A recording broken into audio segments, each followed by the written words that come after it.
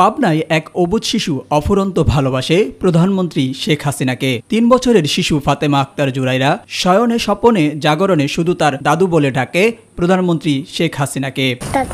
দাদুর নাম কি? শেখ হাসিনা।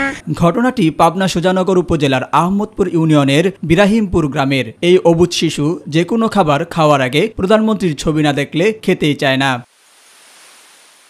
শিশুটির বিছানার চতুর্দিকে শুধু প্রধানমন্ত্রী শেখ হাসিনার ছবি। শিশুটি ওই ঘর ছাড়া অন্য কোনো ঘরে ঘুমাতেও চায় না। তার ব্যাখ্যাও দেন তার পরিবার। আমার মেয়ে মাননীয় প্রধানমন্ত্রীর জন্য কতটা পাগল, মানে ওর বোঝে না, দিন দিন বড় হচ্ছে, ওর চাহিদা আরো দিন দিন বাড়তেছে। আগে শুধু দেখতো, এখন ভিডিও কলে কথা বলতে চায়। এ ব্যাপারে এলাকার বেশ কয়েকজন মুরব্বির সাথে কথা বলে তারাও ঘটনাটি সত্যতা স্বীকার করেছেন।